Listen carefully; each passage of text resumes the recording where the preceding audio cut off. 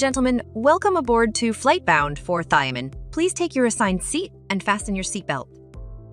Thiamin, also called vitamin B1, helps turn the food you eat into the energy you need. Thiamin also important for the growth, development, and function of the cells in your body.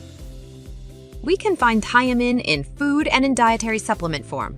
Thiamin is found naturally in many foods and is added to some fortified foods. You can get recommended amounts of thiamin by eating a variety of foods such as whole grains, meat, especially pork, and fish, legumes such as black beans and soybeans, seeds, and nuts, and fortified bread, cereal, pasta, and rice.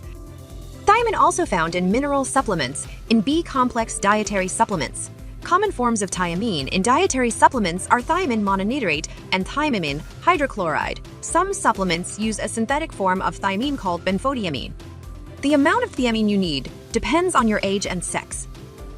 For birth to 6 months is 0.2 milligrams. For 7 to 12 months is 0.3 milligrams. For 1 to 3 years is 0.5 milligrams. For 4 to 8 years is 0.6 milligrams. For 9 to 13 years is 0.9 milligrams. For teen boys aged 14 to 18 years is 1.2 milligrams. For teen girls 14 to 18 years is 1 milligrams. For men is 1.2 milligrams. For women is 1.1 milligrams. For pregnant and breastfeeding is 1.4 milligrams. What happens if I don't get enough thiamin? Let's find out. In its early stage, thiamin deficiency can cause weight loss and anorexia, confusion, short-term memory loss, muscle weakness, and cardiovascular symptoms such as an enlarged heart. The most common effect of thiamin deficiency is beriberi, which is characterized mainly by peripheral neuropathy and wasting. People with this condition have impaired sensory, motor, and reflex functions. In rare cases, beriberi causes congestive heart failure that leads to edema in the lower limbs and, occasionally, death. Then, can thiamin be harmful? The body excretes excess amounts of thiamin in the urine because of the lack of reports of adverse effects from high thiamin intakes or 50 milligrams per day or more from food or supplements. They hypothesize that the apparent lack of toxicity may be explained by the rapid decline in absorption of thiamin at intakes above 5 milligrams. However, the Food and Nutrition Board noted that in spite of the lack of reported adverse events, excessive intakes of thiamin could have adverse effects.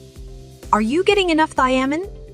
Thiamin deficiency is usually rare. However, the following groups are among those most likely to have inadequate thiamin status, including people with alcohol dependence, older individuals, people with AIDS, people with diabetes, and people who have had bariatric surgery.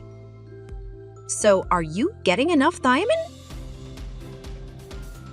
People with diabetes often have low levels of thiamin in their blood. Some small studies have shown that oral supplementation with 150 until 300 milligrams per day thiamin can decrease glucose levels in patients with type 2 diabetes or impaired glucose tolerance. Scientists are studying whether thiamin supplements can improve blood sugar levels and glucose tolerance in people with type 2 diabetes.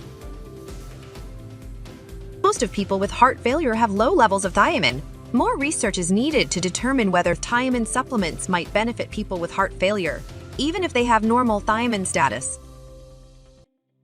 According to animal model studies, thiamin deficiency might play a role in the development of Alzheimer's disease. For example, thiamin deficiency produces oxidative stress in neurons, death of neurons, loss of memory, plaque formation, and changes in glucose metabolism, all markers of Alzheimer's disease. Well-designed studies are needed to determine whether thiamin supplements are beneficial for Alzheimer's disease.